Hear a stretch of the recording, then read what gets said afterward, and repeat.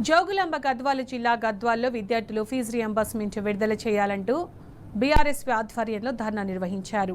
2 సంవత్సరాలుగా విద్యార్థులకు ఇవ్వాల్సిన ఫీజు రియంబర్స్మెంట్ నిధులు విడుదల కాలేదని విద్యార్థులు ఆవేదన వ్యక్తం చేశారు. నవంబర్ 3 నుంచి ప్రైవేటు విద్యా సంస్థలు మూసివేస్తామని ప్రకటించడంతో విద్యార్థుల భవిష్యత్తు ప్రమాదంలో పడే అవకాశం ఉందని వారు ఆందోళన వ్యక్తం చేశారు.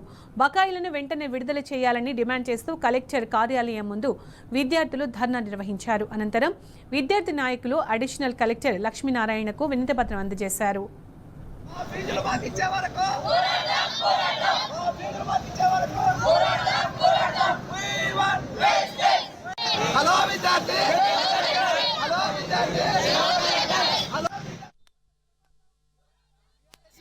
రాష్ట్ర పిలుపు మేరకు మరి ఈరోజు చలో కలెక్టరేట్ కార్యక్రమాన్ని ముట్టడించడం జరిగింది.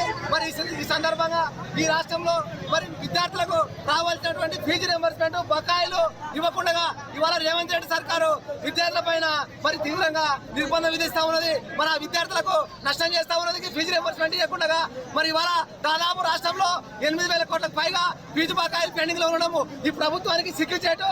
మరి ఇవాళ ప్రైవేట్ యజమాన్యాలు మరి కాలేజీలు మూసేసే పరిస్థితి అంటే ఎంత దౌర్భాగ్య పరిస్థితి ఈ రాష్ట్రంలో ఉందో ఇవాళ చూస్తా ఉన్నాం. మరి అదే విధంగా నోటీస్ ఇచ్చినారు ప్రైవేట్ యజమానులు, మేము కాలేజీలు పనిచేస్తామని. మరి నోటీసులు ఇవ్వడం అంటే ఈ రాష్ట్రంలో విద్యా వ్యవస్థ నాశనం చేయడమే.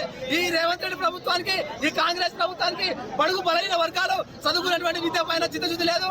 బడుగు బలహీన వర్గాల పట్ల నిర్లక్ష్యం. మరి అన్ని రకాలుగా ఇవాళ రాష్ట్రంలో విద్యార్థులందరినీ రోడ్లపైకి ఎక్కించడం అంటే మరి ఎట్లా ఏంది పరిస్థితి? ఇవాళ మాకు రావాల్సినటువంటి స్కాలర్షిప్లు, మాకు రావాల్సినటువంటి ఫీజు రియంబర్స్మెంట్ ఇవ్వకుండా ఇవాళ యావత్ తెలంగాణ రాష్ట్ర విద్యార్థులు లోకాలందరినీ కూడా రోడ్లపైకి తీసుకురావడం ఈ రేవంత్ రెడ్డి ప్రభుత్వానికి చిక్కించాడు. ఖచ్చితంగా మా బీఆర్ఎస్ భారత రాష్ట్ర సమితి విద్యార్థుల పక్షాన ఈ రాష్ట్రంలో మరి ఈ రోజు అన్ని కలెక్టరేట్లను ముట్టడి జరిగింది.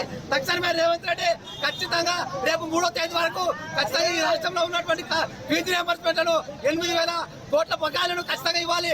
లేకుంటే నిరవధిక బంద్ చేసి రోడ్ల మీద కూర్చుంటాం. ఖచ్చితంగా నేను తిరగలేము. ఈ రాష్ట్రంలో విద్యా వ్యవస్థ ఇంతవరకు విద్యాశాఖ మంత్రి లేకపోవడం సిగ్గుచేటు. 20 ఏళ్లలోపే ఈ